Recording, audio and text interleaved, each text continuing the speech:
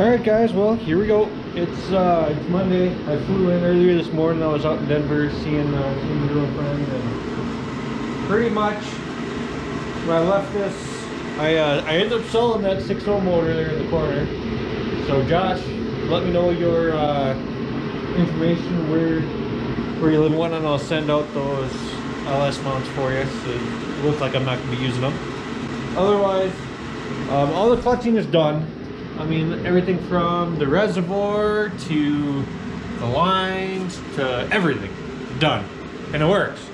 But the only issue was that I had a really stiff clutch pedal, and everything was moving, but you could see right where it bolts up onto the transmission here, it was kind of flexing the aluminum a little bit, and that's what really concerned me. That's why I ended up pulling the motor and the trans, because I got to separate it, because there's a good little mouse nest sitting up in there, and as long as I had it running pretty much exactly like this for 4 years, I want to say a good 4 years, mice ended up going inside there and building up a nest all up inside the pressure plate, around the clutch, everything. And every time I would start it up, because I started it up, you know, pretty frequently and kind of keep everything flowing inside here, it would just make a mess, you know, spin it all up, get it all inside of the pressure plate. So, and then just rebuild at the bottom, and then just, it was just a process over and over and over again. So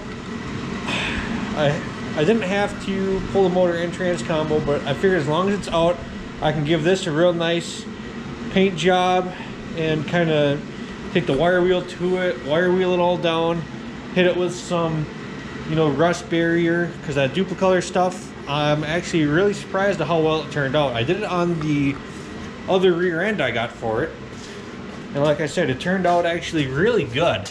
Like, I'm really surprised with it.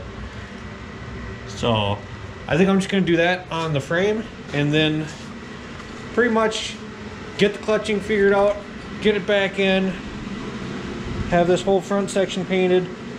At this time, I think it would be easier to do the front brakes at the same time. That way I can route my, you know, brake lines that go around the cross member up over into this caliper, and have it go to that caliper, just because the new Willwood setup has a single inlet, dual outlet for front brakes. So it doesn't need this divider in here. I can just have it go down, pretty much match up where the factory line is, hook it up into the factory bracket, and then have it run right to the soft line. And then at that time, I'll put in new soft lines, new calipers. I already have brand new rotors here with new races pressed in them already. So I'll just get some new bearings in there. And then the front will pretty much be dialed and ready to go. Probably run to the Napa, O'Reilly, somewhere in there, grab some new Moog brand, yeah, I can't think of the name of it right now. Right on the top of my head, this guy right here. Alright, well, I mean, that's pretty much everything that was sitting left over in the transmission. Otherwise, as far as the back of the motor looks, it looks actually pretty good. I did pull a little bit out from around on the inside of this ring, but I'm still going to end up taking the pressure plate off, kind of giving it a general inspection.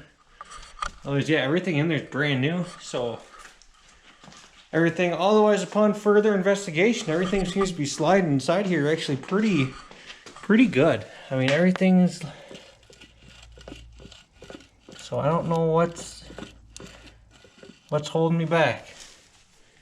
But yeah, I mean, everything definitely had to come out. I mean, it's definitely needed a cleaning before put back together. So it's probably a good thing. But yeah, I guess we'll just kind of keep on keeping on here, and I'll have to let you know when I find out. I mean, I know I got the toe clutch in there, so I know it's going to be a lot stiffer of a pressure plate, but it shouldn't be like that. Alright, I stripped it down just a little bit more, I got the clutch fork out, all that. And what I found is that this ball is in pretty rough shape.